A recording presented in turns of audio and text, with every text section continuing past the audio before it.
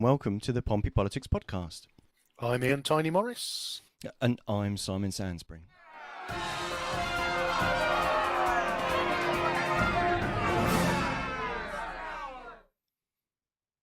Hello and welcome. If you're listening live, it's 6:27 on a Sunday evening and the only place to get a proper political show.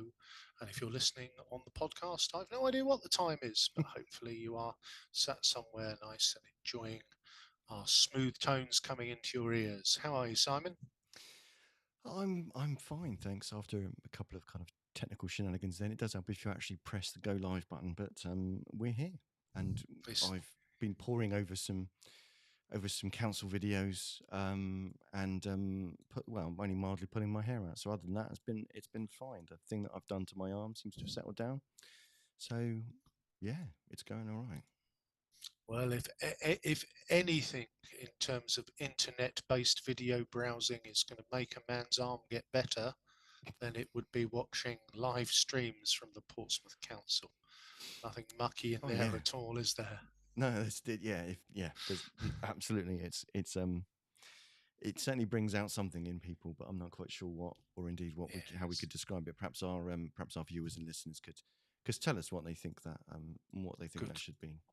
God, that's opening the floodgates if ever there was. Keep the comments clean. We're focusing this week on our very much on local issues. So it was the full council this Tuesday. On Tuesday, a full 5 hours of fun, and I don't think they got everything done, did they, Simon? No, bit of a spoiler of the 16 questions to members that were at the last item on the agenda. They fell foul of the standing order. That means that the questions to members is only 45 minutes long.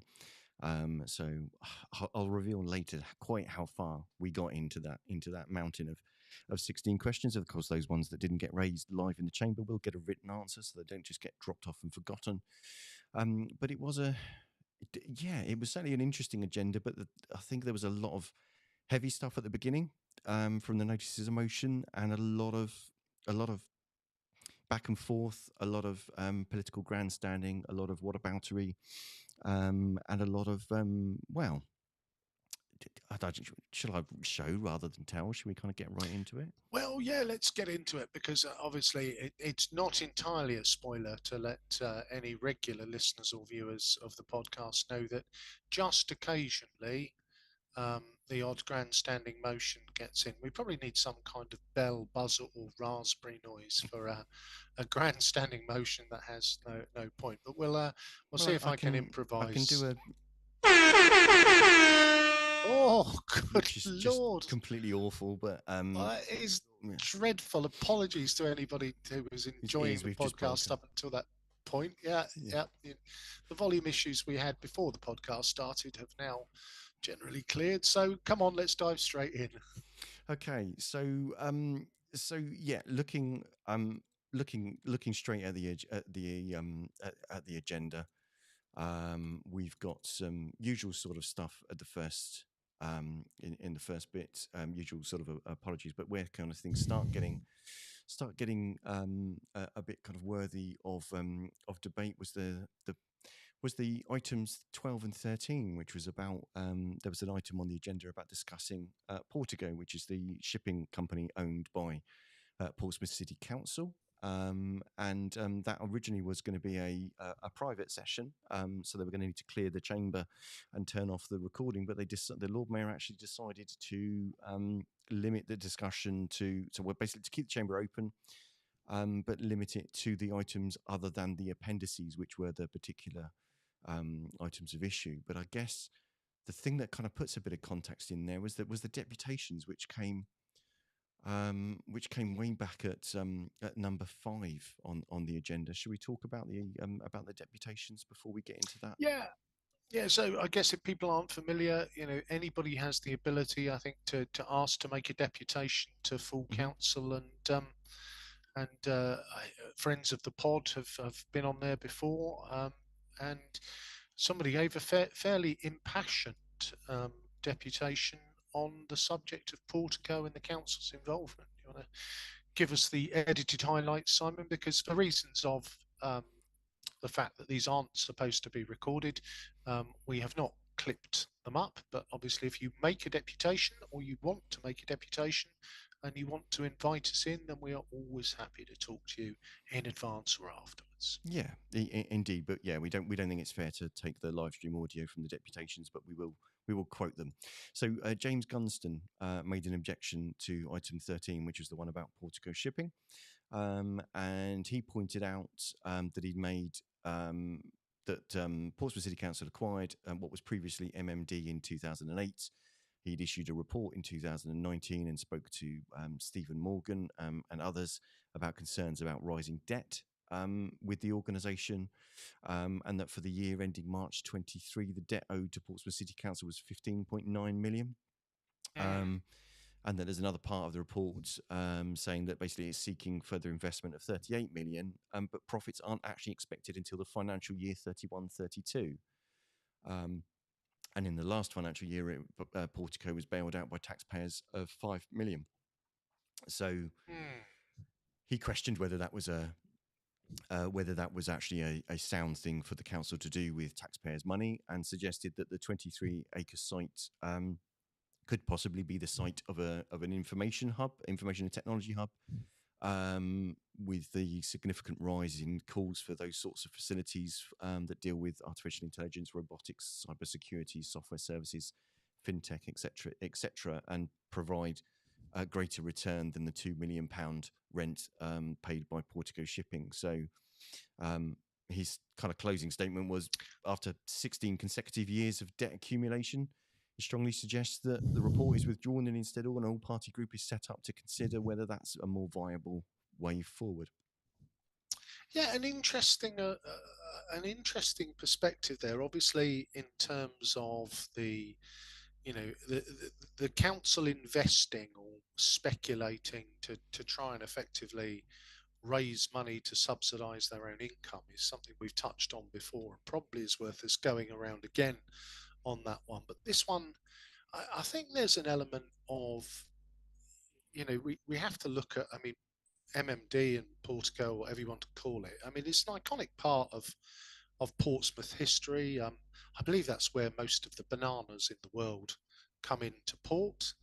And I guess there's that balancing act of, as well as rental for the place, there is it is a vital part of the local economy in terms of providing jobs for the people of Portsmouth, which I don't think we can just rule out. No, I think it. I mean, obviously, without kind of going detail into their financial reports, I think there's a lot that facility contributes to the local economy, even if perhaps the shipping element isn't perhaps um, as as profitable as otherwise is being said, but it certainly brings in lots of other things to the city, and indeed there's elements to it. So yeah, always worth making sure that the council's spending taxpayers' money wisely. It's always easy to spend someone else's money, I guess, but yeah, don't know that I completely agree, but it can't be a bad thing for someone to stop and consider: is this a sound kind of way forward? But consecutive councils have consistently voted to continue to support the project. Well, and I think there is a little bit of a leap from you've got a port, you've got a 23-acre site that's designed to be a port. Mm-hmm. Forgive me while I go and let my dog back in. So to sort of jump from there to this should be a high-tech business park with facilities for tech and AI and all those other things. Well, yes, it would be a marvelous thing to have one, but ultimately, you know, I, I, I'm sure that realistically, if you were in a position where there were great swathes of businesses wanting a site like that, Portsmouth, it's not quite starting from ground zero because obviously we've got BAE Systems and IBM have been about for years, but I do I do think that sort of implication that you can turn it from quote unquote a loss-making port into a thriving technical high-tech business hub. Mm. There's probably a bit of a lag And time there, isn't there? yeah, I think there is. It's just it also it is aren't there, you know, it seems to kind of go from something that kind of actually seems to be working to then actually suddenly changing that into a thing that might not work, that needs setting up from scratch. So I don't know that that's an easily something that you can kind of straight swap out from. No, I don't think so. And I think, again, as you say, always good for somebody to put up a check and a balance on that. I guess that leads us on to, having heard that, how proceed, and where did we get to? Well, the Portico motion wasn't opposed. No one felt the need to speak on it. So um, it, um, it basically just passed unopposed and without comment or debate.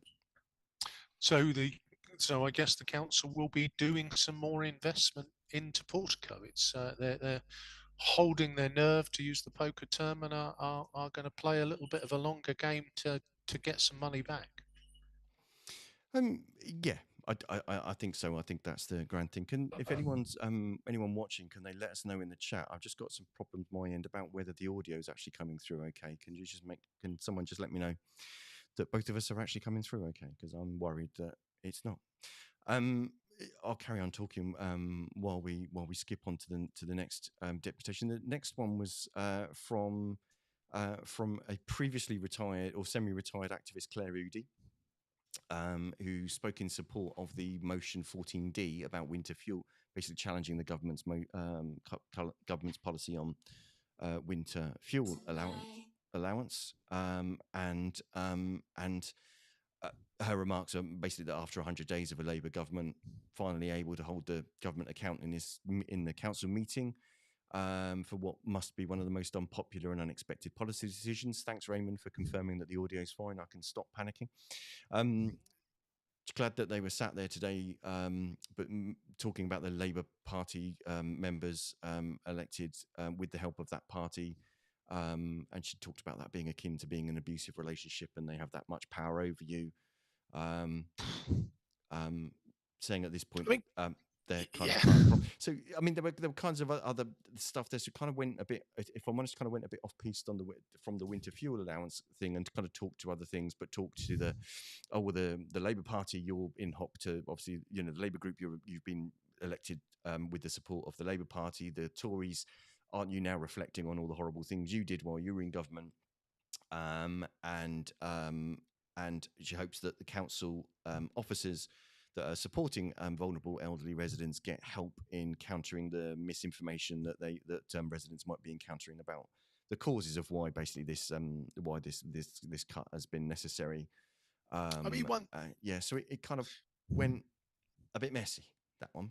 well, let's be honest. Claire has always spoken with passion and commitment, and Indeed. there is it's she was one of the most vibrant councillors that we had, because you're never quite sure what you were going to get from Claire. It was always wholehearted, and I like to think most of the time it came from a good place, but it was always, when Claire stood up to speak, you'd strap yourself in and see what came next. And I think we had another ex-councillor and alderman of the city treading the floor as well.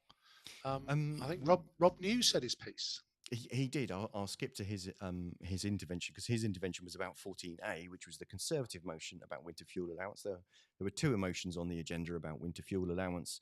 One from the Conservatives, which was 14A, and one from the Lib Dems, which was 14D. And we'll speak about kind of what happens when there's two things on the same subject in a second, briefly. But yeah, he actually started his speech expressing his thoughts and concern for former council leader Gerald Vernon Jackson and his family at the recent loss of Gerald's husband John, Yeah. and expressing his thoughts for them.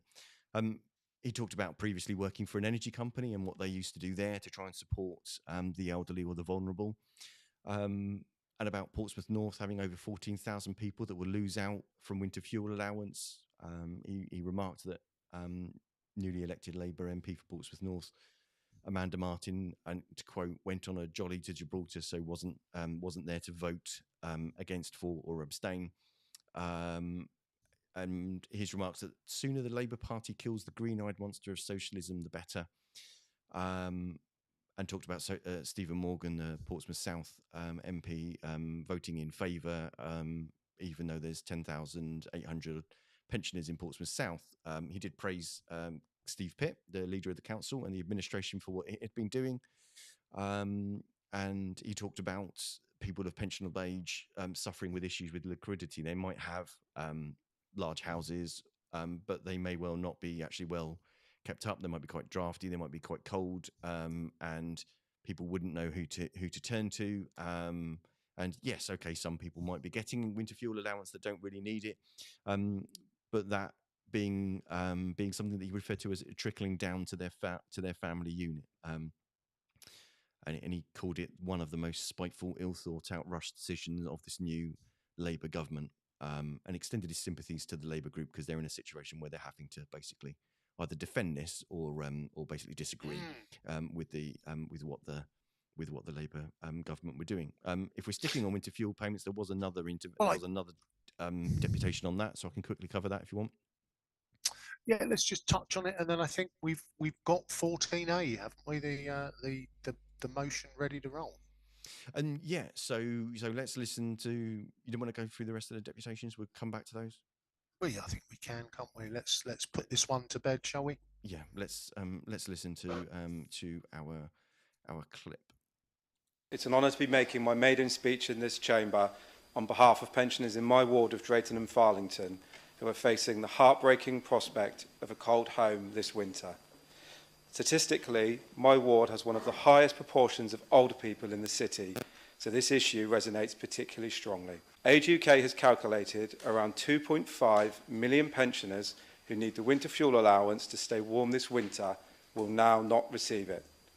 That's those entitled to pension credit who for various reasons do not claim it, and pensioners on a low income who just miss out on the pension credit threshold, such as one lady in my ward who misses out by just a few pounds. Around 25,000 pensioners here in Portsmouth will lose their allowance. That's money being snatched away from those who have spent their whole lives contributing to this great country and building our city. The take-up rate for pension credit is around 60% nationally. This is an especially nasty measure as it worst impacts those pensioners who, although entitled to pension credit, don't claim it. We know many in this generation don't take up the benefit due to the well-intentioned but misconceived reason of being too proud to make a claim. A generation who have grown up with the ethos of self-reliance that were taught to dig in and do their part and not claim from the state. Just 25 days after winning the election, the Labour government decided their priority was to rush through a measure which attacked some of the most vulnerable in our city.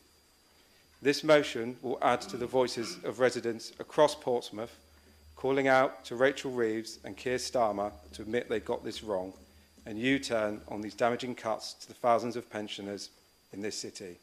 I therefore urge members to support this motion. First amendment I have then is from Councillor Heaney, seconded by Councillor Vallely. Second amendment is from Councillor Pitt, seconded by Councillor Sanders. The amendments before you are purely factual and contextual. They're not intended to make a point or to contradict the motion. In fact, we are going to support the Conservative motion as it is before you. Just to put a context, the Institute for Social Studies, as I said, and the Office of Public Responsibility have identified funding shortfalls, and a letter was sent by the chair of the OBR to the Treasury Select Committee because the estimates that the OBR had been provided with turned out not to be correct. And the OBR chair makes the point that the significance of that is such that he said, given the seriousness of this issue, I've initiated a review into the preparation of the departmental expenditure limit forecast in the March 2024 summary. So we do have a problem. Just to give one example, the Home Office budget, £6.4 million was not identified in extra expenditure on asylum seekers. And the Home Office seemed to think that this would come out of the Treasury Reserve. Now, that was known about by the previous government, but it was not in the budget, and it wasn't found out about properly until after, when the Treasury did its full review. That doesn't mean that the decision the Labour government made was correct, and the choice they made was correct. I'm just pointing that out. The second one is about what the government committed to in terms of the triple lock. That is important. Pensioners will get an above-inflation increase next year, but of course they will not get it until the spring, after they have had to pay energy bills. But it's still an important fact that is important to remember. Just to say something about pensioners, I had declared my interest at the beginning. I don't need a winter fuel allowance. I have employment. I work part-time. I have a pension. I have a small pension from the University of Southampton and our state pension, and I have my council's allowance. I do not need a winter fuel allowance. It is quite clear that the winter fuel allowance does go to people who don't really need it. It's estimated that there are something like half of pensioners are now in the top half of the population by income. So a lot of pensioners are well off. The question is, how do you deal with this situation? I think the government have been hasty in going for this measure. I think it has not been thought out properly. I don't think they've thought through the consequences properly. And I think we have to think about universality in terms of effectiveness and efficiency. How effective are universal benefits at getting to who needs it? It is effective at getting to who needs it because no one has to apply. And pensioners who are currently on pension credit will get it in a universal system. If they are not in that and they do not apply, they will miss out. So that is the effectiveness of a universal system. The efficiency problem comes with the amount of money that it costs to give people like me who don't need it and the others. If you're going to make sure that people who need it get it, we need to make sure the criteria are right. The problem with means testing is cliff edges and people's unwillingness to apply. Councillor Pitt. This is not just about doing the wrong thing, it's about careless and shoddy politics and government that is frankly embarrassing for a country like the United Kingdom. Now, that government came into office not as a bunch of inexperienced politicians who'd been out of office 14 years, didn't know what was going on. They had experienced civil servants to lean on. They'd had huge amounts of consultancy in the lead up to the election and never mentioned this at all, not once. And then 25 days in, oh, we're going to do this because we found a black hole in the books. It was the wrong place to go for the money at the wrong time. I believe that there are over 260 questions that are required to be answered in order to complete the first part of an application for pension credit. Not the whole thing, just the first part. So what we're proposing is two things. One, to support what the Conservative group have put in here, which is encouraging that uptake of pension credit. But the other part of it is to try and look at people who are most likely to be just outside and on the cliff edge. And if you look at who we're targeting, people on housing benefit who are not getting pension credit, and people who are on local council tax support but are not getting pension credit. It's actually really a massive regret that this is all we can do, but this is money that we had badged for local welfare support, and we are able to use it to try and do something the government should have done. How can all those civil servants sat in Whitehall and all those elected MPs in the House of Commons not have just thought, yeah, we'll do that? You could just tax it. And then those people who are on high incomes would have been giving at least 40% of it back anyway, and those who were also on the lower tax thresholds would have also paid a bit. Who wouldn't have paid? The people that really need it. Councillor Bosher. And you're looking to try and blame previous governments. We never actually put forward that we were going to do this. But clearly you're trying to make references, Councillor Heaney, to this mythical £22 billion black hole. But there's 11.6 billion for international climate finance, 9.4 billion for above inflation public sector pay rises, 8 billion for GP energy, 9 billion in lost tax receipts for shutting down North Sea oil and gas. Those are the things that don't constitute a £22 billion black hole. So when the Labour government tried to defend what I consider to be a cruel political choice, which incidentally isn't backed up by an impact assessment, think long and hard about the 91-year-old resident in my ward sobbing in our monthly surgery, and make no mistake, Lord Mayor, this was a political choice. Stephen Morgan voted to protect his job and remove the Winter Fuel Allowance from 10,000 pensioners. And even worse, the newly elected MP for Portsmouth North, who campaigned on being a Pompey girl standing up for Pompey residents, yet the first opportunity she runs away. Not an abstention, Lord Mayor. She actually didn't bother to turn up for the vote, choosing to rush off to Gibraltar for a photo opportunity. No doubt funded by me as a taxpayer, letting down an estimated 14,000 pensioners in Portsmouth. Councillor Swan.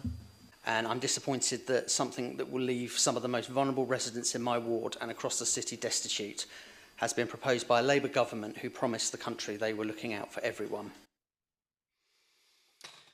So I've had to clip quite heavily, as you could gather there. There were interventions from other members, but that basically that bit went on for about an hour and 30 minutes. So it was the longest chunk of the meeting. Let's just address one thing first, and I get it, but politics is a complex business, isn't it? So, Stephen Morgan and, to suggest that the newly elected Labour MPs were going to vote against this bill, I think it's a little bit pantomime, because, there is a long litany of the previous government where the government makes a policy decision, a big policy decision, and all of their MPs dutifully file through the lobbies. So I kind of get it, and I sort of understand why it's got to be said. But it feels to me like, that's one we can kick into the long grass, because was that ever going to happen?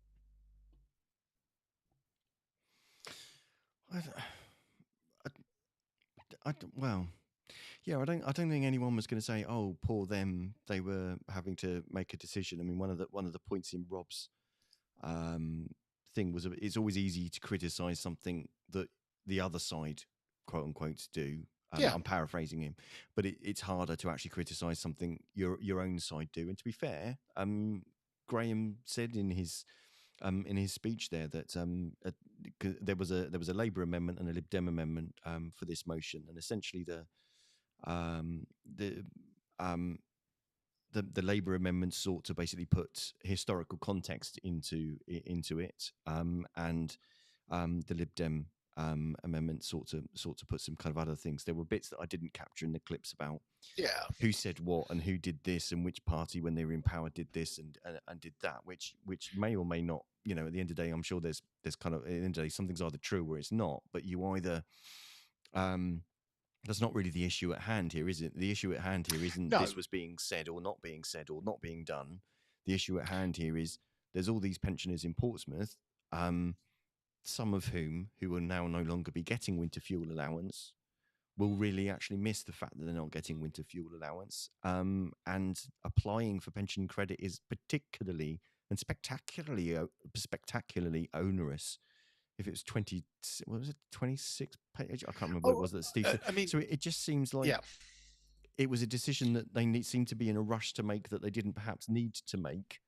And it, as Steve said, it was the wrong place to go to try and find that 1.7 billion. So and I think, look, Graham, I've a lot of time for Graham, a lot of respect for him, but the Labour amendment was a touch of the Tories made us do it, which I don't think anyone believes. And I'm, without wishing to be disrespectful to Graham, I'm not even sure Graham believed that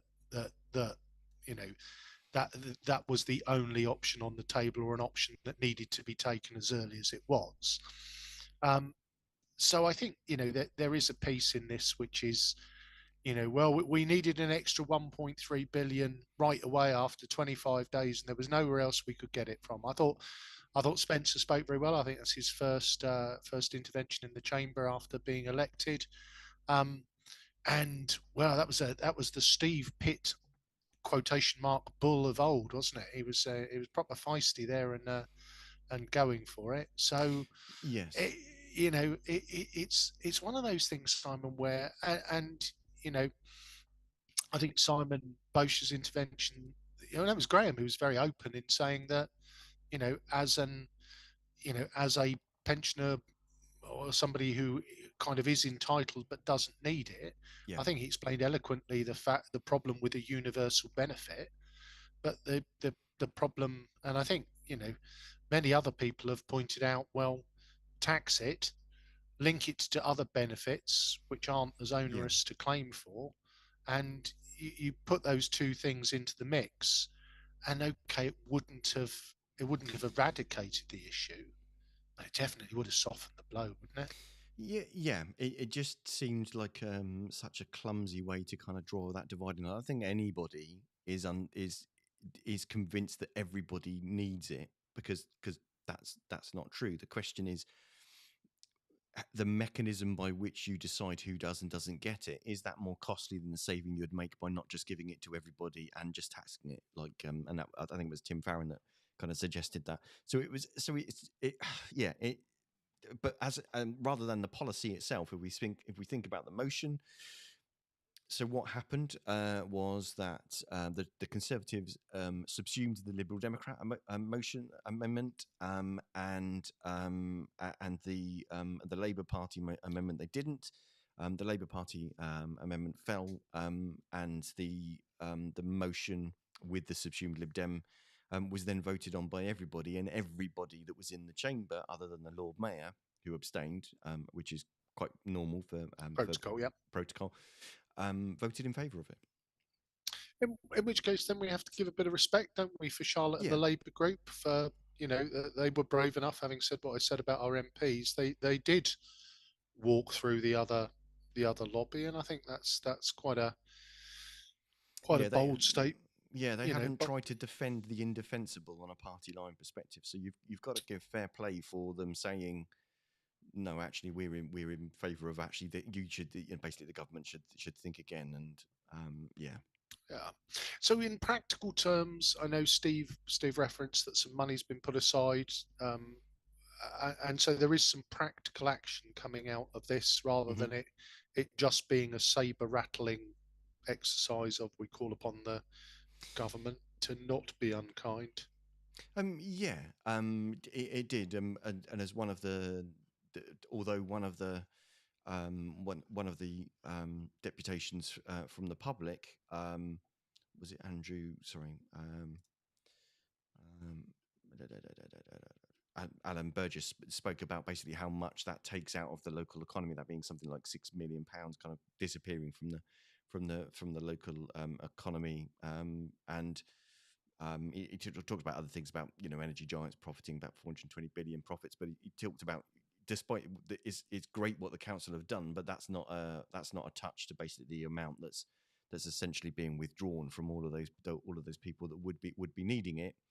I guess it's the where you draw the line, how you draw the line, and when you draw the line is the well, and it's that element of the council hasn't got infinite money to take away, so I think there is that element of liquidity. I guess if you are a reasonably well-off pensioner and you get a free £200 or £300, there is every chance you might go and splurge it in the local economy, because you never had it, you never miss it. So that is the case. But I think once you get beyond that part of a position where that money probably isn't going to make much of a difference, it possibly ends up in savings accounts. So it looks like lovely to see unanimous support for this, and interesting to see how how some of these things are going to unfold probably over the next few years, because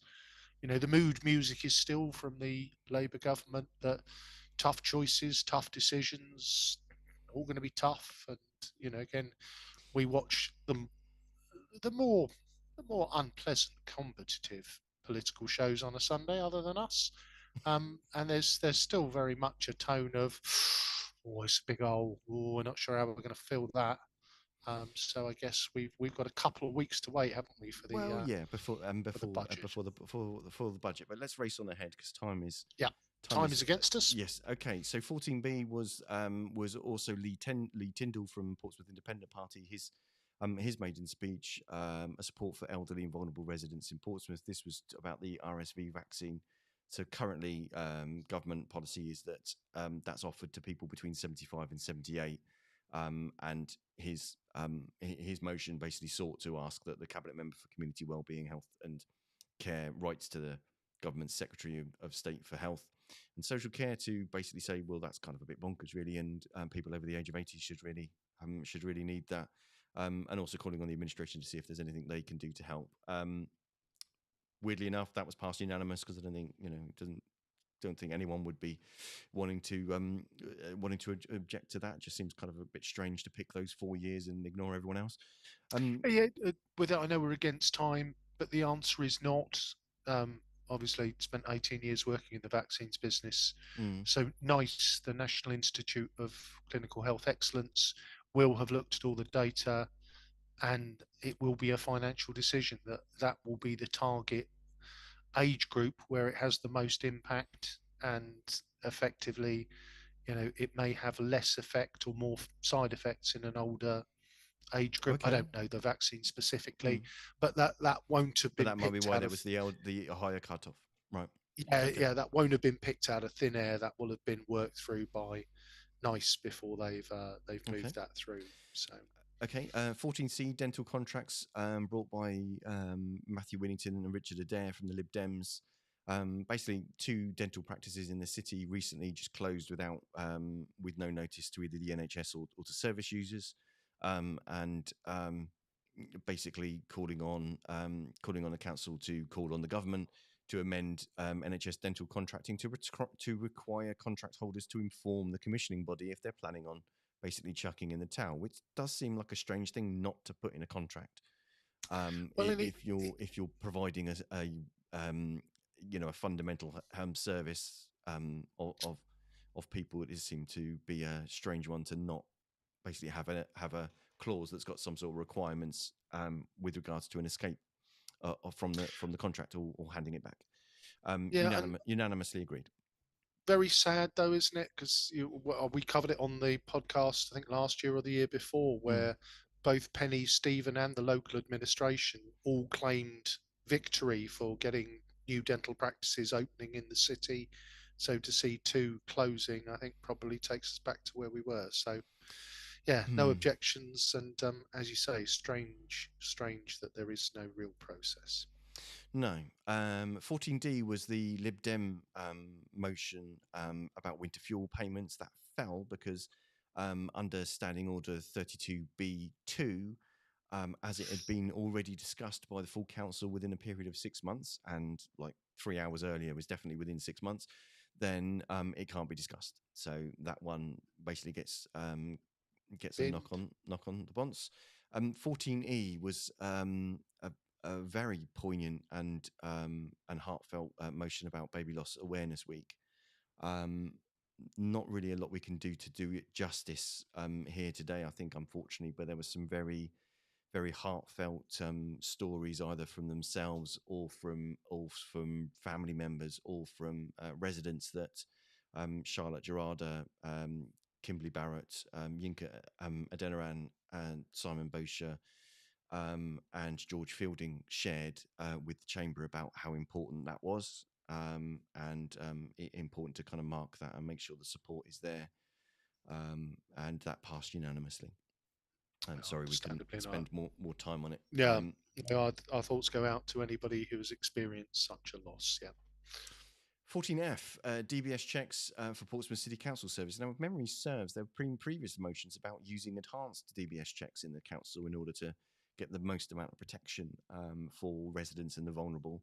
But this is basically, and this is from the Portsmouth Independence Group, some from Councillor North, so the newly elected Cosham councillor, and Chris Dyke from Paulsgrove, calling on the council to get in touch with the Hampshire and Isle of Wight Police and Crime Commissioner and to express our concerns about the delay in DBS checks being returned and request that they give an update on the plans to improve the timescales of those being provided. If those affect the quality of services or indeed the safety of services provided to vulnerable people, that kind of, again, seems a bit of a no-brainer why would anybody want to object to that? And of course, no one did. It was again passed unanimously within less than 18 minutes of debate. Yeah, and this one's one which I furrow my brow on. Part of my role outside of being a podcaster is ensuring staff and people get properly DBS checked. And there was a big backlog a while, but the ones my team have done recently have come through very quickly. Yeah, I would probably be one of very few people who'd be interested to see the data on that. But no, obviously you don't want, if a role needs a DBS check, then make sure it's in place before the individual starts working independently. Yes. So 14G was about Connor's Toy Library. Now there were 2 deputations about that, which were very, very poignant and very, very informative. One from Karen Drayton, basically talking about her personal history of working with Connor's Toy Libraries, about how when she about how using them and having access to a wide variety of toys meant that as a childminder, she received an outstanding from Ofsted. In 2010, became a foster carer, and borrowing of toys and resources for the children in her care was basically fundamental and required, and meant that she had access to lots of different toys. She talks about how 192 members use the toy store, and that all Portsmouth children loaning out to parents, carers, foster carers, grandparents, schools, and more. And in the recent months, the 91 members borrowed toys or resources from the toy store, and talks about how it improves actually other services and how those tie in. Jessica O'Rourke also spoke about movingly about Connor's Toy Library, about her personal situation with her husband was away in the Navy, and she found that it helped her make friends and really helped her eldest transition into school. She became a volunteer in 2023, and then eventually became a trustee. She'd received training in safeguarding and first aid. Wanted to do more to kind of help with fundraising.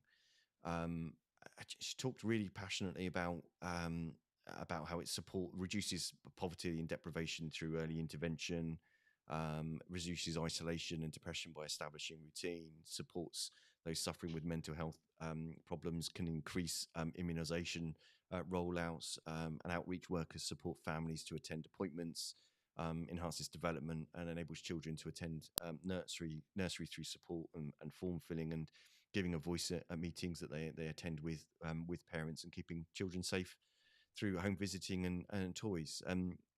Key thing for me was she talked about families seeing them as the nice service with the toys, and families welcoming them, giving them support and advice, and bringing an element of fun, that they see them as different to family hubs, although they follow obviously the same reporting processes, but they families will let them into their homes as they see them as the ones bringing the toys and bringing an element of play and fun, and therefore feel less threatened when they come to the door. And they're often asked to accompany other professionals that need somewhere. So she talked a lot about that, and there were some examples that she gave about actually just a conversation on the baby mat with a mum can uncover, for example, so many things that they might feel are normal, like lack of sleep, feeling isolated and alone, and how to afford rent and food, let alone nappies and formula, and how they can provide then as support and advice, and volunteers support the service, gaining training and qualification, which then helps them supporting and growing in confidence. So again, it seems like this is more than just simply a toy loaning scheme. This seems to be a very fundamental glue that holds communities together. So shall I play the clip that I've got about about that? Yeah, no, I think that would be excellent.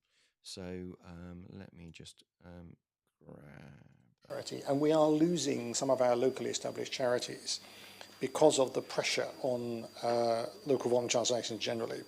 What in fact it does more than just provide toys. It provides social support, it provides advice for parents. It has a much wider remit than just providing toys. They are facing a difficult situation, and I think their future after March 25 is really uncertain. we recognise that the council is not going to be able to step in as a funder of last resort and pay for its costs, because we have so many other pressures on our budgets. Now, I'm aware of one amendment which I've been passed in the name of Councillor Pitt and seconded by Councillor Winnington. Councillor Pitt. And it's absolutely clear what we cannot in any way shy away from is that this is a great local charity that does great work, and it does really important work, as we heard from Karen earlier on, interacting with and supporting a whole host of other organisations in the city. That's absolutely the case. It is also the case that the council, through the housing revenue account, over many, many years, has recognised that and has supported it by giving it quite a hefty discount from the rent of the unit that Connors occupy. You'll note from the amendment that we've also tried to support them with £2,000 worth of replacing the carpets this year, other repairs to the building generally. We are the landlord and we keep it in good order. But that over the years, the gap between what Connors pay and the actual commercial rent for the unit has widened, and they're now paying round about 3.5-ish to commercial rent that would be 16,700. So the council is not doing nothing. And I think that context is important. The council has supported Connors and recognised their importance for a very long time. With all the doom and gloom and the narrative from the government, there is absolutely no certainty at all that the end of this month is going to produce anything like the amount of money that's needed to properly relieve those pressures, not just on Portsmouth City Council, but all across the country. So we are in a very uncertain period. We do ask our MPs to support us. We've got a new government. We literally have the Minister for early years in Portsmouth. Should it not be that the voluntary sector, who I have been a champion of for a very, very long time, in fact I'll be attending the Hive board meeting as usual tomorrow morning, should be looking at how the voluntary sector is funded and not just relying on the National Lottery to do it. When there are important organisations, bearing in mind that Connors is actually part of the solution because they are offering early help and intervention in Portsmouth, which is backing up the family hubs and the services of the local authority. Why shouldn't the government come up with a formula that would enable those voluntary sector organisations to help? They're better connected on the ground, they're experienced, they often can make a little go a very long way, and therefore it would be a brilliant investment if the government was to, for example, bring forward a voluntary sector fund to enable local authorities to be able to support voluntary sector organisations in our local authority areas that deliver just the sort of outstanding work that Connors do. I do deal with people who are bid writers and who go out and explore funding pretty much every week. I'm going to get an expert funder to sit down with them and go through what their current business model is and where the opportunities might be for them to apply for funding. We do need to unpack when they can reapply and what they can reapply for before we can make any consideration about whether we can apply bridge funding, because we don't know whether at the moment whether we're bridging anything. If they are caught in the abyss, unfortunately they're caught in the same abyss as a lot of other voluntary sector organisations, which really does bother me. And I do, which is why I think the twin track approach of government is important. Councillor Gerardo. I want to share just my experience of Connors Toy Library, using it with my baby daughter Ariana, but also I promised a resident that I would read out their story about using the service because they were unable to make it here today. So I'll read that out first. I've been going to Connors Toy Library for just under 20 years, firstly with my own children and then later as a childminder. I started going to playgroups to begin with, and then once I became a childminder, I got myself a membership and started borrowing toys for my setting. It is an invaluable resource. Not only does it save you money, but children can be quite fickle and get bored of toys quickly, so I always have a decent turnaround of new and exciting resources. It's also worth mentioning that they do have a huge store of toys for children with special educational needs, and I've recently been caring for children with SEND, so I found it invaluable. With the rise of neurodiverse and SEND children, I think we need this now more than ever. It'll be such a shame to lose it. From my experience of using the service, I've been to a stay and play session. It's amazing to go to a really affordable session. There's a lot of really expensive sessions that you can experience as a parent, who's just had a baby, and it all adds up, especially when you're on statutory maternity leave. The grand total of £172 a week. It's not easy to live on, so it's a really affordable session to go to where in terms of the deputation that we heard as well, you hear from a broad range of people, you get to meet a mix of people, and you get to, you know, experience all these different kinds of toys for every single age of baby and child, which is absolutely amazing. But then it's the part of being able to borrow the toys and take them home, because for anyone who has children or has children in their life, they are absolutely right, as the resident explained, they can be fickle. You can spend £30 on the toy and then they want to play with the box and they're not interested in the toy, and the toy gets chucked to, you know, the back of the cupboard and never looked at again.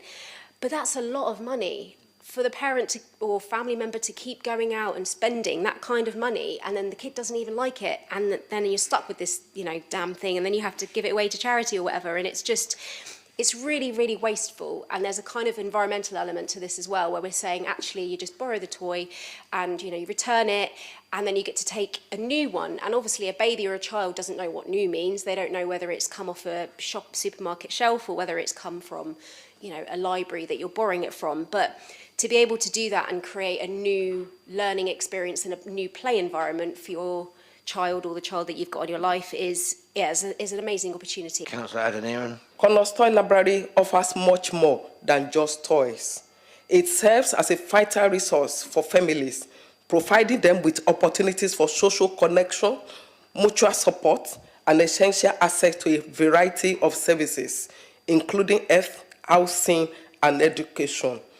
In an ever-changing social landscape where families are often faced with various challenges, Connors Library acts as a beacon of hope and community solidarity, promoting child development and offering caregivers invaluable resources. The organization's outreach programs for vulnerable families are particularly commendable, ensuring that no child is left behind regardless of their socio-economic status. Connors Toy Library not only enriches the lives of individuals' families, but also strengthens the fabric of our wider community, fostering inclusion and support for some of our most at-risk populations. A very passionate, well, it wasn't a debate really, was it? A very passionate sort of deputations, and I think this one for me is it's one of those things where everybody agrees it's a good thing. Everybody agrees it has value. The challenge is how to get something like that sustained financially. And I think Steve touched on it when he spoke about, you know, the charity sector and the voluntary sector is often reliant on, you know, bids, grants, gifts, but all of those bids have to be written and funded. So if you're a very small organisation, the first thing you've got to do is pay for somebody to make those bids on your organisation's behalf. So, you know, almost you get to that point where, you know, if you're looking for a committed fundraiser and somebody who's good at it, you know, you take that person on and they want to be paid, you know, well, they should be paid. So no, I think a really, you know, a really vital resource. And I guess what was the outcome from that discussion, Simon? So the amendment was subsumed, and that put some context on the things that the council had already been doing to support Connors Library. But the motion was unanimously accepted. I mean, at the end of the day, it is a, you know, to use the often used term, it's a bit of a no-brainer. All of those services and all of those fantastic skills and that community that it provides, and actually how it provides them, are actually much more effective and possibly actually much cheaper to provide than actually in any form of centrally organised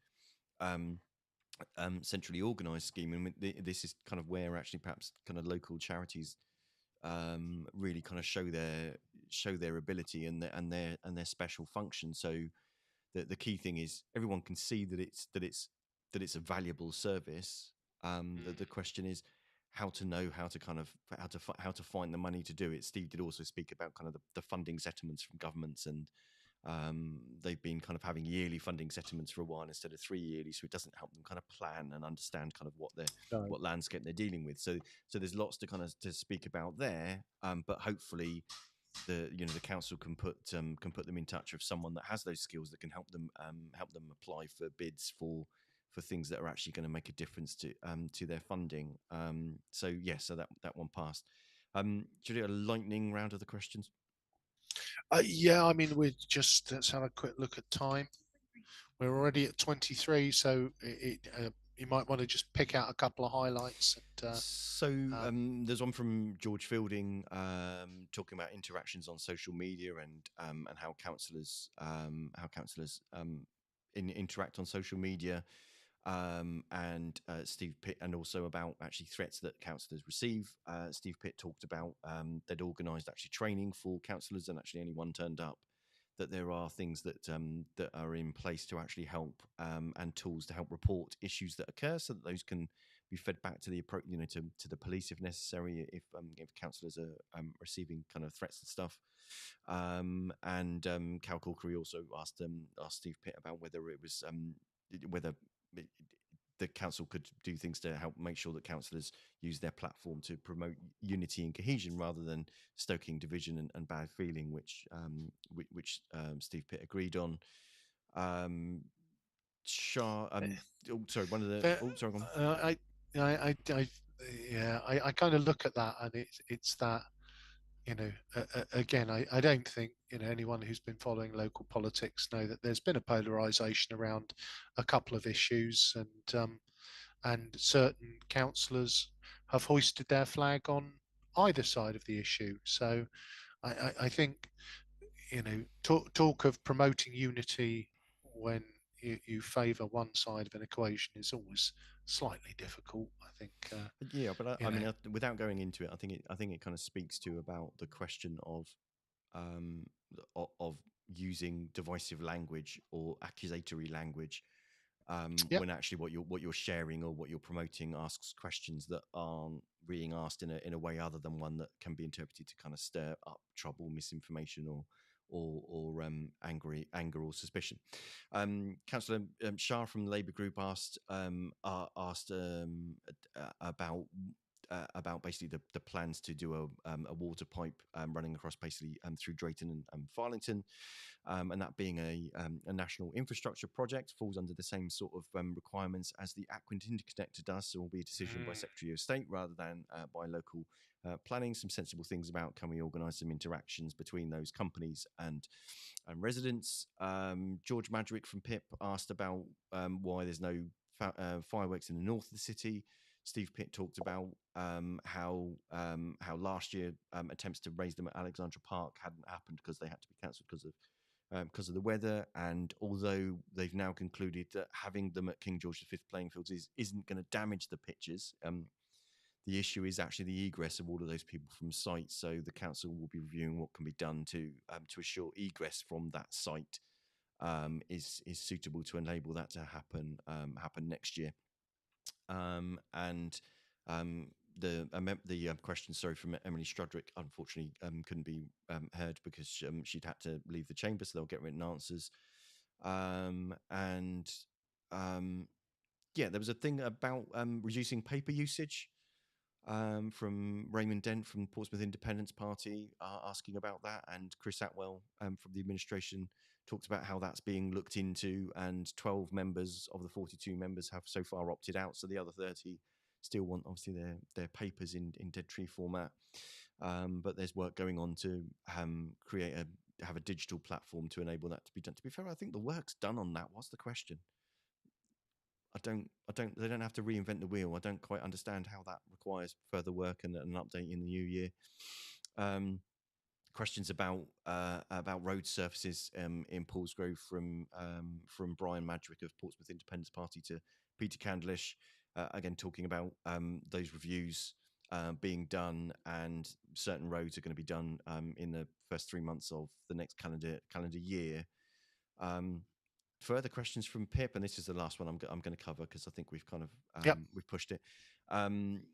questioning about, so there was a previous motion about having some of the community wardens actually stationed up or around Paulsgrove to kind of help with people there, and questioning what had happened with that. And Lee Hunt, the cabinet member for community safety, leisure and sport, basically said that the motion was for us to look at it, and we looked at it and concluded that it wasn't, essentially I'm paraphrasing him, that it wasn't worth doing because only 16% of the reports of issues come from either Cosham, Copner, Hillsey, Drayton, Farlington and Paulsgrove, whereas and as was remarked by one of the later interventions by I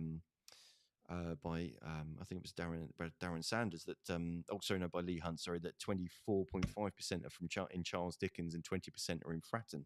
So it makes more sense actually for those wardens to be in the south of the city, and basically aren't we in luck for having those sorts of things in the city, whereas other cities aren't able to afford them, essentially.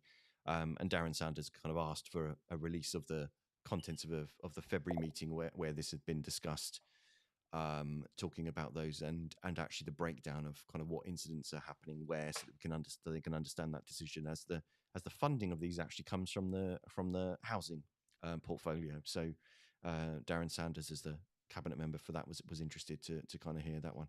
There were others, and my apologies, but yeah, they only got up to question 8. They faffed around trying to get question 9 raised, but didn't get anywhere. But they only got up to question 8. And like the council, we have run out of time ourselves. So I guess lots of activity going on. More council meetings this year because we don't have elections next year. So I'm sure there will be a packed agenda next month, which we will cover. So thank you. You've been listening to the Pompey Politics podcast. I've been Ian Tiny Morris.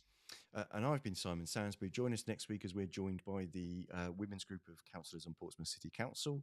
And then the following week, on the 3rd of November, we've got an American politics expert from Portsmouth University, who's going to explain American politics to us ahead of the US elections. So join us next week, but don't forget to like, follow, subscribe, and comment. And thanks very much for all of those contributing in the comments today. I'm trying to find the right one.